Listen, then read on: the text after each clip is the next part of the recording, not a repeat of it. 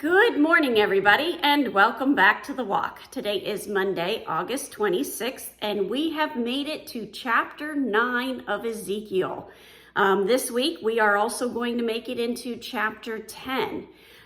Chapter 9 is a very short chapter, but I found a lot of really cool chunks of information. So let's jump right into it. Ezekiel 9:1, the subtitle says, Idolaters Killed. This is where God is going after them. Verse 1, Then he cried in my ears with a loud voice, saying, Bring near the executioners of the city, each with his destroying weapon in his hand.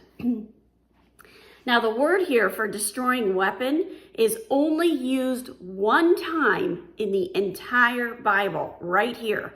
And it's masheth, and it means to corrupt, to destroy, to mar, to waste, to spoil, to batter, to fault.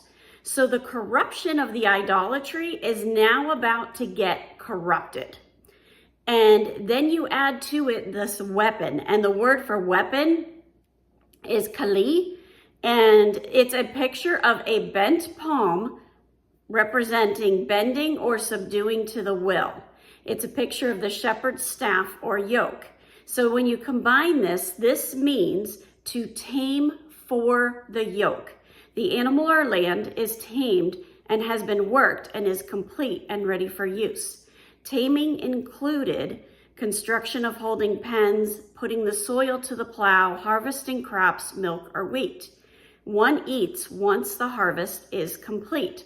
So what do we have here when we put this together? We have a weapon, which means to tame the yoke, to bring something under submission, and the word for destroying means to corrupt the idolatry already in place. So the idolatry is about to become corrupted with the purpose of taming the people and bringing them back into the fold, back into the Lord's arms. Verse 2, And behold, 6 men came from the direction of the upper gate, which faces north, each with his weapon for slaughter in his hand, and with them was a man clothed in linen, with a writing case at his waist. They went in and stood beside the bronze altar. Now, we have to keep in mind, this is a vision. This is not actually happening. And there is so much symbolism in here. First of all, we're seeing the north again. Go back to that lesson on August 16th. That lesson on the north gate and the north was very important.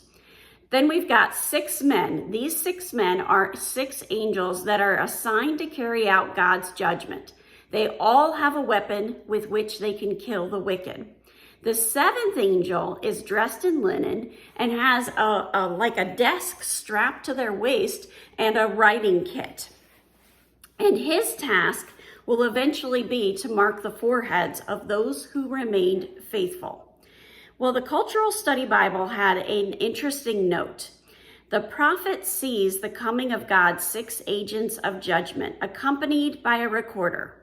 In the Mesopotamian epic Era and Isham, the god of plague and war has at his service 7 executioners called the 7. They are his weapons of destruction that march at his side. Both Ezekiel and this Mesopotamian epic, the 7 executioners are employed to implement divine judgment. In Ezekiel, they turn against the idolaters and those who commit abominations, while in that Mesopotamian epic, they turn against humans. So the two are very opposite of each other, but they have some similarities. Their activity is controlled and directed by Yahweh, these 6 people and this writer. That makes the comparison pertinent that the 7 are invoked whenever a treaty is concluded between 2 parties. So these 7 come in whenever there's an agreement or a treaty. So when we put all this together, what does it mean? God brings in 6 angels, and there's a bunch of things to point out here. They have an assignment. They are within God's control, and they have been given orders to carry out something specific. Then we have a 7th angel. 7 means completion anytime you see it in the Bible. This seventh is recording all that's about to happen. And just as we saw from the Cultural Study Bible, they would often use a scribe with a writing case at his waist to document a treaty. This case is a portable desk that wrapped around the waist so you could write neatly. And he's dressed in linen. What does that linen represent? It represents righteousness. The linen was made of only one type of thread. To use a combination of materials would have been considered unclean or making it sinful. No blends. And the word for linen is BAD. Now in English that means bad, but in Hebrew it's pronounced vad, and it has a very different definition. That once again is a representation of a tent. The two pictographs represent the door of the tent. The father of the tent would often sit alone at the door of the tent. Here he could receive shade from the sun and watch over his household and watch the road for approaching strangers. This is all pointing to the role of the watchman. This person that's the writer, this angel that has this writing kit, is a watchman. And the angel with the writing case is documenting everything that's about to happen. And tomorrow we'll find out what that is. Have a wonderful day. God bless, and keep walking the walk.